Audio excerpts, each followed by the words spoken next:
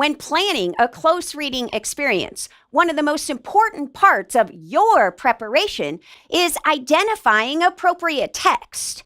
To find text that's worthy of a close reading experience, it needs to be complex, comprehensive, and considerate. When I say complex, I don't necessarily mean only in reading level. Don't define this so narrowly. Complexity is maybe that the reading level is a little higher or it's at their level. But what it's really getting at is it's complex in its layers of meaning. We need to choose text that students can't figure out all there is to understand in one single, simple read. Rather, we want them to read it first for gist, just for surface understanding, and start to pool their thinking. What is this about? Then we'll read that text, that excerpt, that portion again, and we zoom in and we find out other layers of understanding about word choice, about text structure, about author perspective. And finally, we want students to zoom out and understand that it's not just about this text, but this bigger concept, this bigger idea, the significance of it. You need text that lends itself to lots of discussion and these layers of meaning. So the text needs to be complex in its meaning. It also needs to be comprehensive. Remember, during a close reading experience, you're not teaching new skills.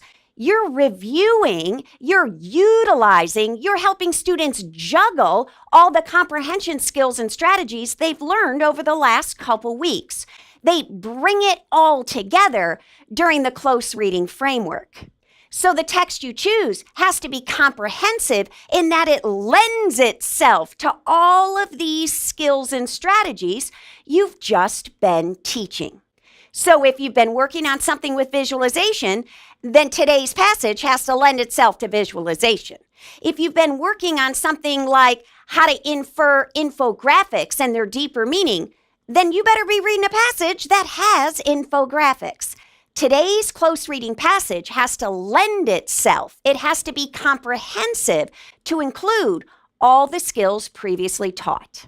Text worthy of a close reading is complex, comprehensive, and considerate.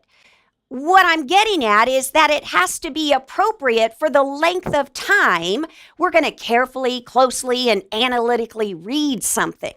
So this is not the 200-page novel we read closely. It's an excerpt of a longer text, or it's an entire text that's short to begin with. It may be an entire picture book, but remember, that's only about 4, 6, 8, 10 paragraphs if you typed it all up. If it's a novel, a chapter book, something much longer, we're looking at 4 to 8 paragraphs.